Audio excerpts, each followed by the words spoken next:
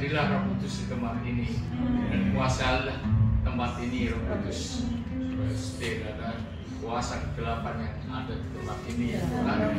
Bapa, tolong Bapa, hamba-Mu yang tidak ada apa-apanya ini jadikan saluran ayat-Mu Tuhan. Dan ketika firman itu disampaikan ya Tuhan, biarlah Roh Kudus bekerja mengurapi semua anak-anak-Mu di sini, memberikan hikmat ya Tuhan, dan yang sakit ya disembuhkan, yang mempunyai masalah Kau berikan jalan keluar, Kau pimpin ya Tuhan. Terima kasih Tuhan, berdoa kami siap mendengarkan firman-Mu ya Tuhan. Bekerjalah Roh Kudus, mari yang siap diberkati sama-sama katakan amin. Amin. Ya. Oh ya sudah enggak ya. Mungkin saya akan memperkenalkan diri saya dulu. Rizky Irwan Santoso. Saya terima kasih kepada Pak Suwardi antar jemput ya Pak ya. Saya baru 6 bulan di sini jadi nggak tahu jalan. Tahun 80 saya udah di sini, tapi pulang ke Semarang lagi. Ya itu istri saya yang paling cantik sedunia. Karena hanya dia yang mau, yang lain lebih cantik tapi nggak mau. Nah ini saya dapatnya ini kredit, nggak bisa cash and carry. Sampai sekarang saya masih nyicil bunga angsuran seumur hidup nggak bisa. Jadi dia orang Tegal seperti Bu Lili ya.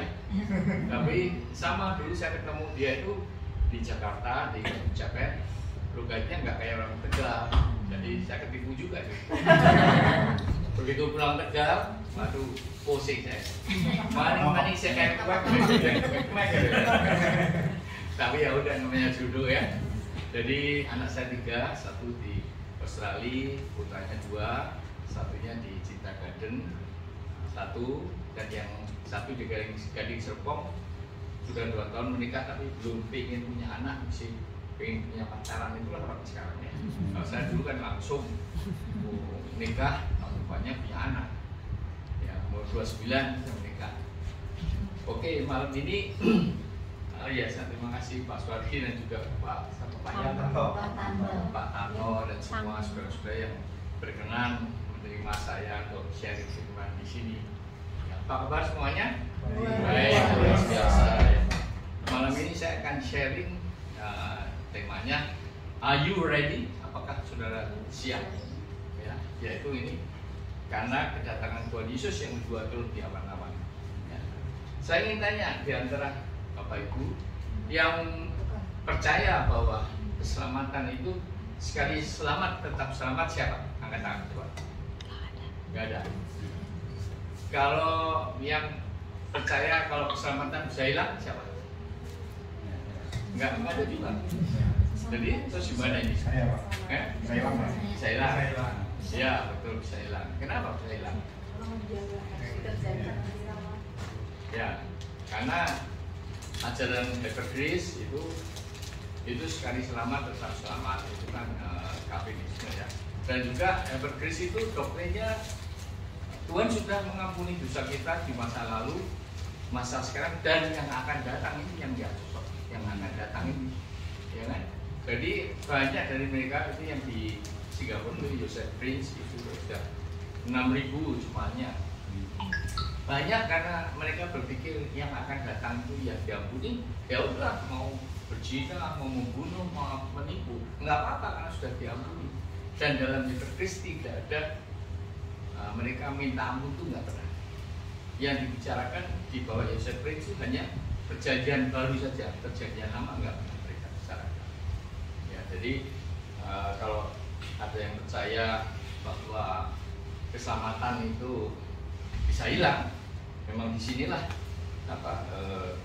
inti daripada sharing firman di sini ya. Di waktu Tuhan Yesus datang itu ada 3 pendapat. Yang pertama itu pre-tribulation atau masa kesukaran, yang kedua mid-tribulation, dan yang ketiga adalah post-tribulation. Jadi saya lebih senang yang pre-tribulation.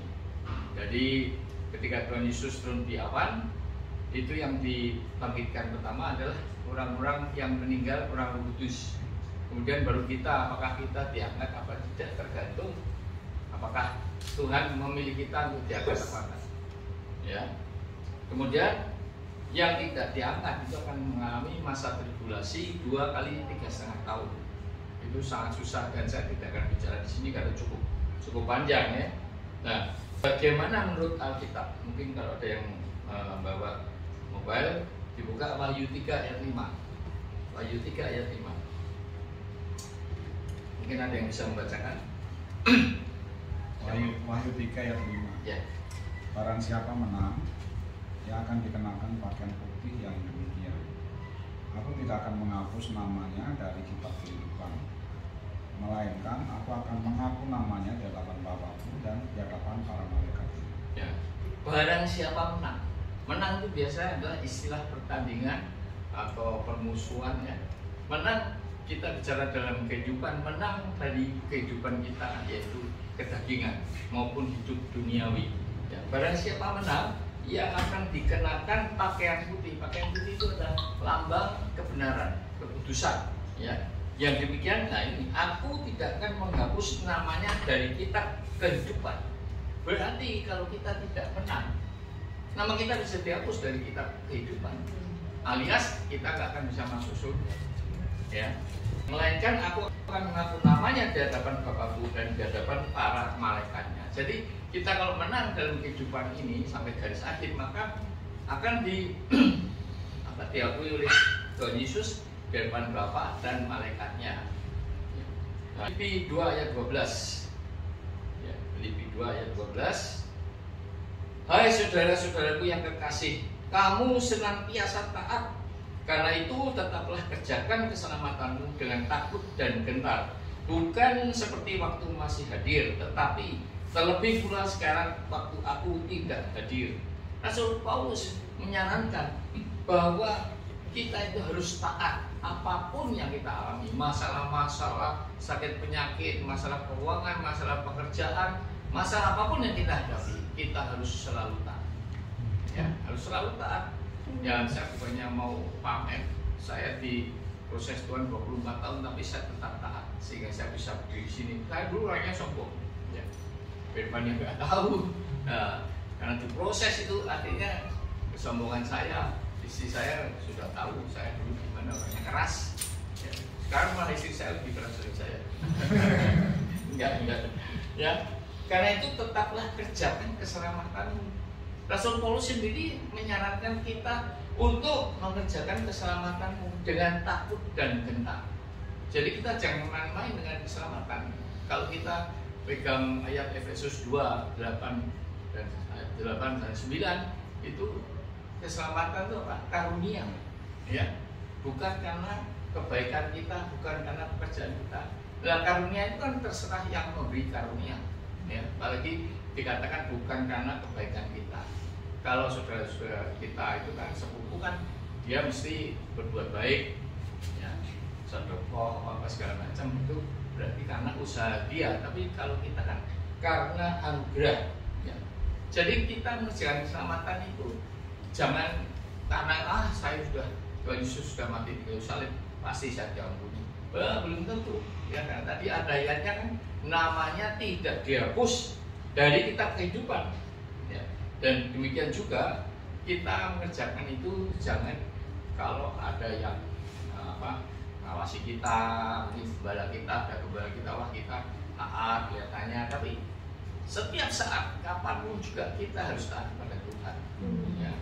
Nah, kemudian 1 Korintus 9 ayat 27. Tetapi aku melatih tubuhku dan menguasainya seluruhnya, supaya sesudah memberitakan Injil kepada orang lain, jangan aku sendiri ditolak. Bayangin, Rasul Paulus yang begitu jasanya dipakai Tuhan luar biasa aja, takut kalau ditolak. Ya, karena maka itu dia melatih tubuhku dan menguasai sepenuhnya. Manusia itu terdiri dari 3 komponen, roh, jiwa, dan tubuh. Nah, biasanya kalau manusia rohani itu roh menguasai jiwa dan jiwa menguasai tubuh. Ya, tubuh itu apa? Panca indera, wadah ini. Kemudian jiwa itu apa? Pikiran, emosi, dan kehendak. Roh itu ada persekutuan. Itu kalau kita memuja Tuhan, menyanyi itu itu adalah untuk menyembah Tuhan. Sedangkan kalau untuk komunikasi itu intuisi dengan Roh Kudus. Yang satu lagi adalah hati nurani. Jadi kalau kita mau mencuri, hati nurani kita, oh, jangan, itu nggak boleh, itu hati nurani. Ya, nah di sini tubuh terutama yang membuat manusia berdosa, yaitu kalau tadi manusia rohani itu roh menguasai jiwa, jiwa menguasai tubuh. Kalau manusia karnal atau manusia daging, sebaliknya tubuh menguasai jiwa, jiwa menguasai roh. Seperti Hawa. Hawa jatuh dalam dosa ketika wanita itu, perempuan itu melihat, ya. Jadi ini dulu, mata dulu, tubuh kita, bahwa buah itu enak dimakan, ya. Kemudian timbul emosinya, kemudian dia mengambil. Nah, jadi yang terutama itu kita jatuh dalam dosa itu, tubuh kita itu mata, ya, mata itu, ya, kalau saya melihat wanita cantik, wah seneng saya, itu kan mata, ya. Atau mendengar, itu di sana ada bisa dimainkan segala macam. Nah, ini jadi tubuh itu harus dikuasai seluruhnya. Kuasai dari apa? Dari perbuatan dosa dagingan, keinginan duniawi, ya, keinginan dipuji, ya, sombong. Di dalam 1 Korintus 9 ayat 25 dikatakan, tiap-tiap orang yang turut mengambil bagian dalam pertandingan menguasai dirinya dalam segala hal. Nah, mereka berbuat demikian untuk memperoleh suatu mahkota yang fana, tetapi kita untuk memperoleh suatu mahkota yang abadi. Jelas ya, kalau dalam pertandingan dunia itu kita mendapatkan apa? Mahkota fana ataupun piala, ya. Tapi itu bukan tujuan orang Kristen. Tujuan orang Kristen ikut Yesus adalah mahkota yang abadi. Apa itu mahkota abadi? Yaitu kita hidup di surga, ya, bertemu muka dengan Tuhan Yesus. Itulah yang kita cari dalam pertandingan hidup ini. Nah, di Ibrani 12 ayat 1,2, karena kita mempunyai banyak saksi bagaikan awan yang mengelilingi kita, marilah kita menanggalkan semua beban dan dosa yang begitu merintangi kita dan berlomba dengan tekun dalam perlombaan yang diwajibkan bagi kita. Di sini dikatakan mempunyai banyak saksi. Siapakah saksi hidup kita? Pertama adalah malaikat. Dia akan mencatat segala perbuatan kita, dan nanti di penghakiman terakhir catatan itu dibuka. Apa yang kita lakukan? Ya. Kemudian siapa lagi? Iblis. Iblis itu saksi juga. Dia membujuk kita agar hidup dalam dosa, jangan mendengarkan firman Tuhan, atau dia menyalahgunakan firman Tuhan seperti yang dilakukan pada Hawa, yang memancing, ya. Dan yang satu lagi adalah manusia, orang-orang di sekeliling kita yang melihat perbuatan kita ini layak nggak sih disebut orang Kristen? Orang Kristen kok pelit, ya toh, nggak pernah nolong orang, enaknya sendiri, itu banyak. Ya. Kemudian apalagi? Marilah kita menanggalkan semua beban dan dosa yang begitu merintangi kita. Kita berlomba itu nggak mungkin bawa ransel, ya. Pasti semua beban itu dilepas. Itu pun di dunia, apalagi kita kehidupan kita pasti dilepas. Semua yang membebani kita itu adalah dosa, ya.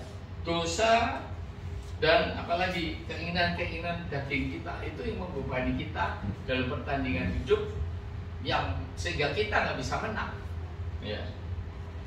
Berlomba dengan tekun dalam perlombaan yang diwajibkan bagi kita. Jadi kita berlomba itu dengan tekun. Ketika Tuhan belum menyelesaikan masalah-masalah kita, kita harus tetap tekun dalam menantikan kehendak Tuhan terjadi, ya. Seperti di Pengkhotbah 3 ayat 11 kan berkata, Ia membuat segala sesuatu indah pada waktunya. Waktunya kapan kita nggak tahu. Ya, karena yang saya bilang, tetapi manusia tidak dapat menyelami pekerjaan yang dilakukan oleh Allah dari awal sampai akhir. Kalau kita ini bisa menyelami pekerjaan Allah, berarti kita ini sama dengan Allah minimal. Ya, kita nggak tahu.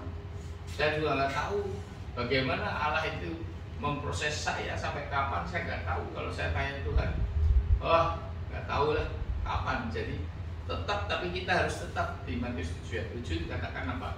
Carilah maka engkau akan dapat, mintalah maka akan diberikan padamu, dan ketutlah pintu maka pintu akan dibukakan kepadamu. Jadi kalau di antara saudara-saudara ini ada yang mengalami masalah, Matius 7 ayat 7 itu pegang aja, ya. Tuhan akan berjanji, engkau adalah Bapa yang setia, gak mungkin kau ingkar janji. Ya, jadi akan aku mohon apa yang dimohonkan. Kalau saya masalah tanah itu saya mohon itu, kemudian aku akan mencari Tuhan terus sampai ketemu. Dan kalau sudah ketemu, saya ketok pintu hati Tuhan sampai kapanpun saya ketok sampai Tuhan berkenan membuka.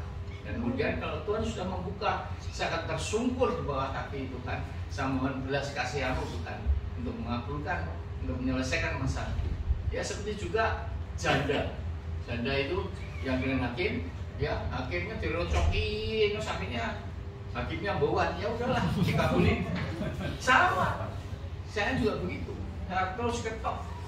Ya bayangin saya ngetok itu Tuhan itu 24 tahun belum buka. Ya 24 tahun istri saya tahu.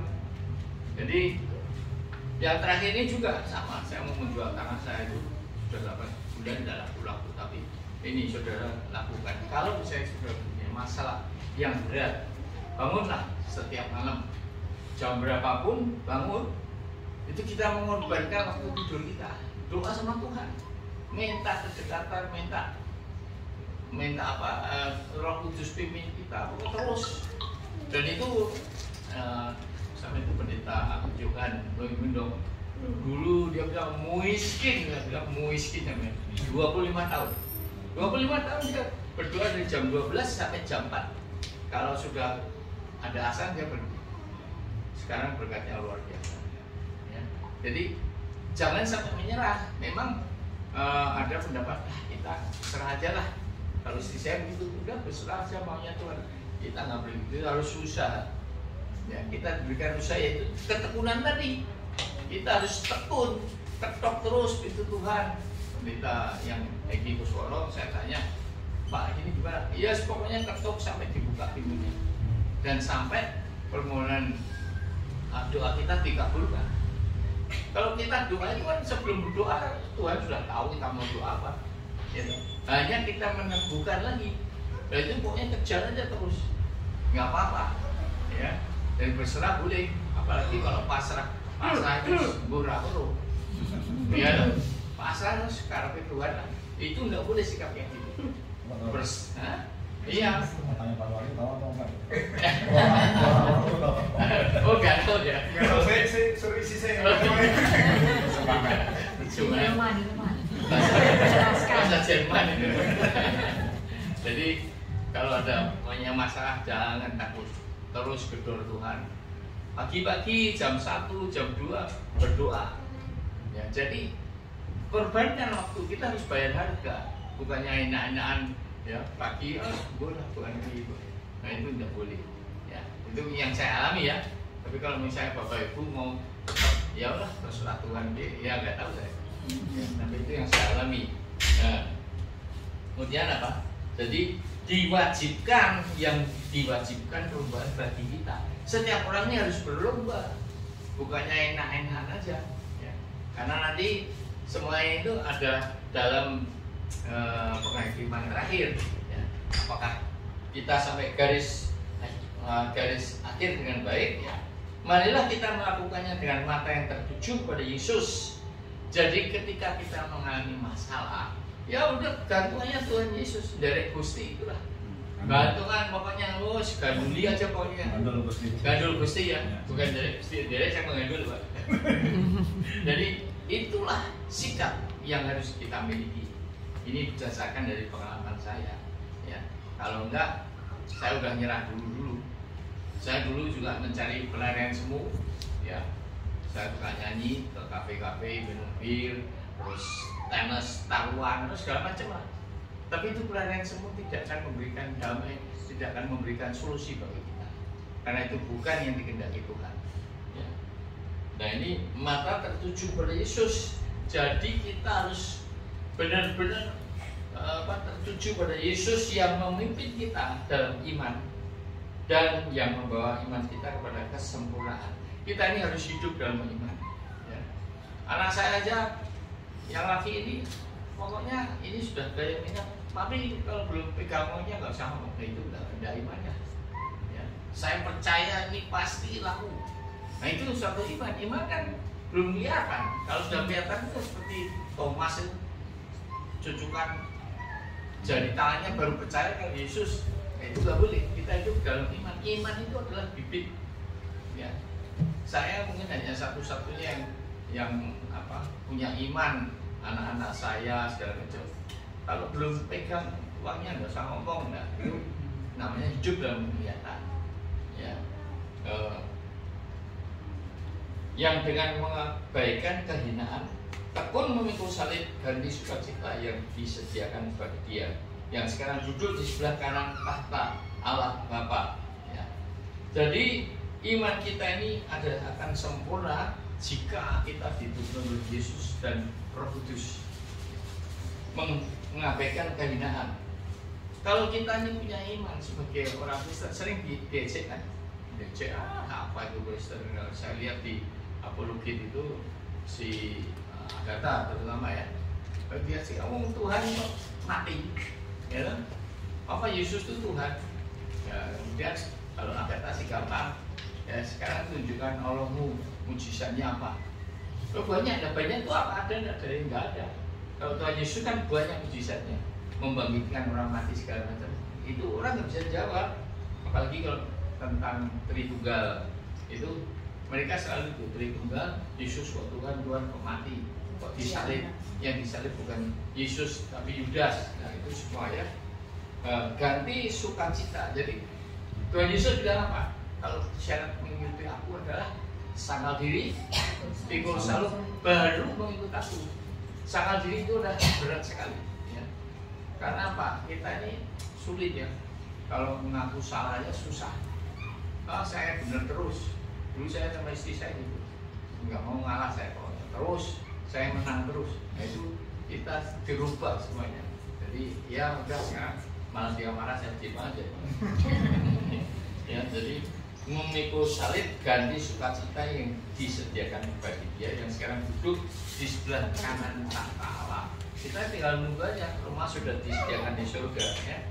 Nah, 2 Timotius 4 ayat 7 dan 8. Aku telah mengakhiri pertandingan yang baik, aku telah mencapai garis akhir, dan aku telah memelihara iman. Ini ayat ini ditulis oleh Rasul Paulus menjelang hukuman mati.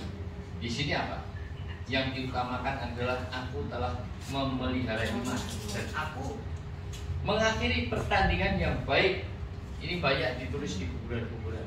Ya. Aku telah mengakhiri pertandingan yang baik. Aku telah mencapai garis akhir. Ya.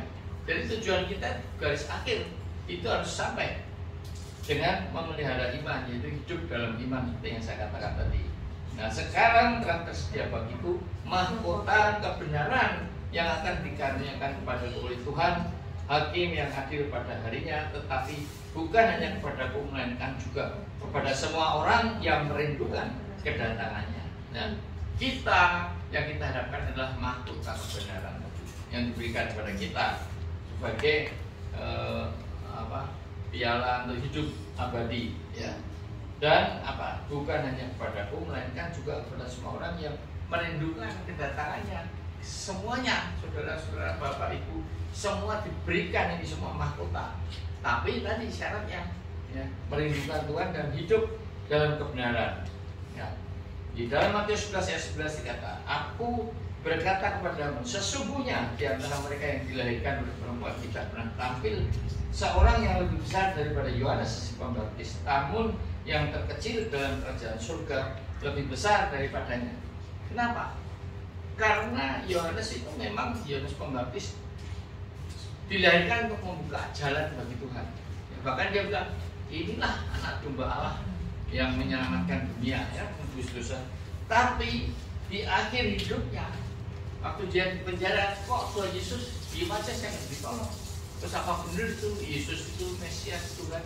Nah itulah, ketika di akhir hidup kita ini meragukan Tuhan, itu akhirnya seperti Yohanes tadi. Memang di dunia dia paling besar karena dia membuka jalan buat orang bertobat, tapi ternyata di akhir hidupnya dia itu malah meragukan Yesus. Ya. Jadi bukan karena di awal kita menjadi orang Kristen dibaptis, wah sudah cukup, enggak. Dalam perjalanan hidup kita sampai garis akhir tadi yang penting, yang menentukan kita dapat mahkota kebenaran, mahkota abadi atau enggak di akhirnya itu. Jadi bukan karena saya udah dibaptis, ya.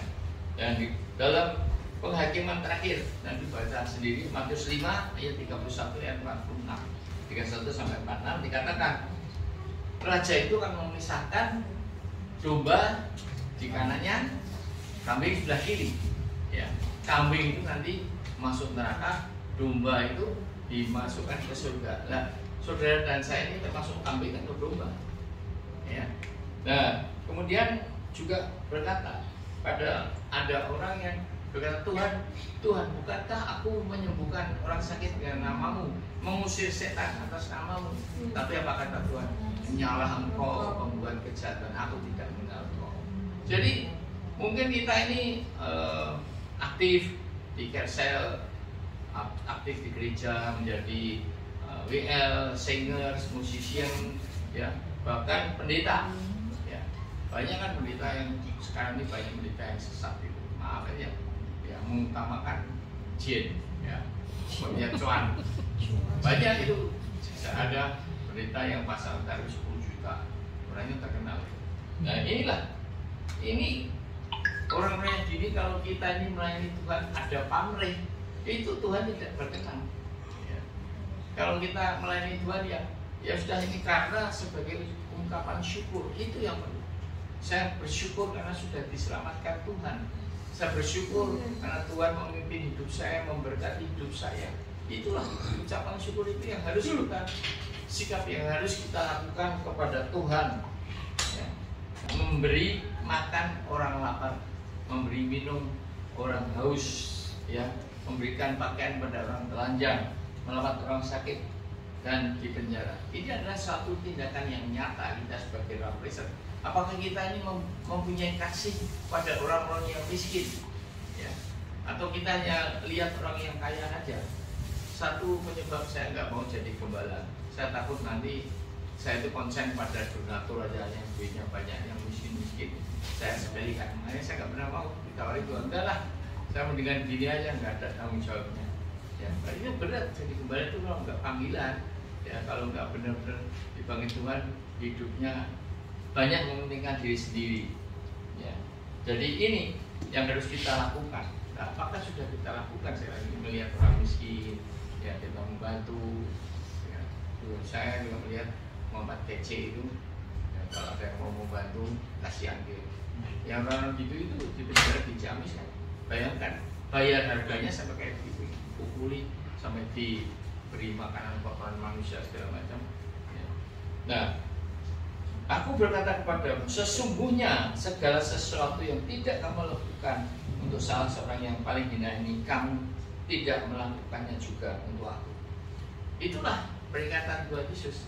Kalau kita ini nggak mengingat orang-orang miskin, nggak membantu mereka, mungkin kalau kita misalnya aja nggak membantu dengan duit, tapi paling nggak perhatian ada. Misalnya ke rumah sakit kita antar, ya, kita doakan, kita beri penghiburan, itu kan sudah suatu tindakan yang memperhatikan, peduli dengan orang-orang yang miskin.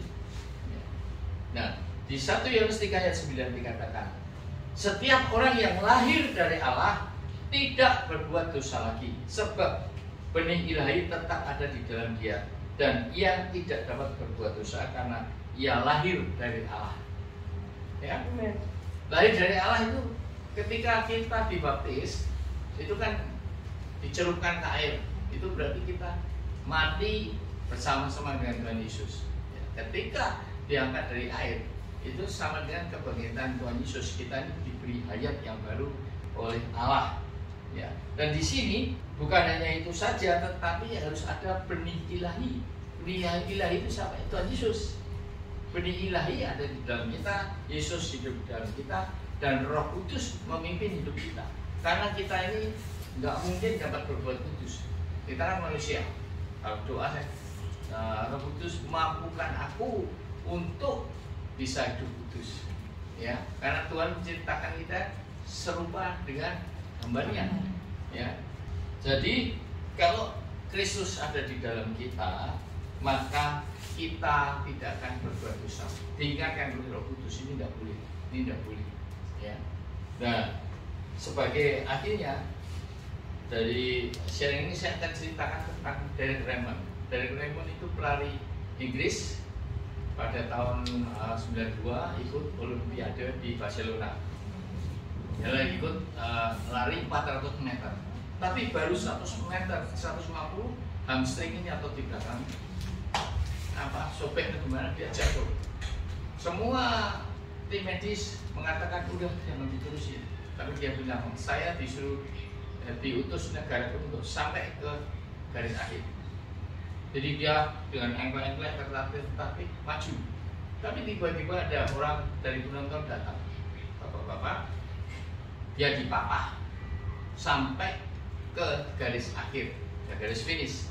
Dan ketika sampai di garis finish, walaupun dia peserta terakhir, tapi 65.000 penonton standing applause, ya, melihat giginya orang itu sampai di garis akhir. Dan ternyata yang memapah dia itu adalah bapaknya sendiri. Jadi dalam perjalanan hidup kita ini, kalau kita terus sampai garis akhir, apapun yang terjadi, kita punya bapak yang menopang kita, yang memapah kita sehingga kita mampu sampai di garis akhir. Dan kemudian akhirnya tadi mahkota kebenaran yang kita dapatkan. Amin.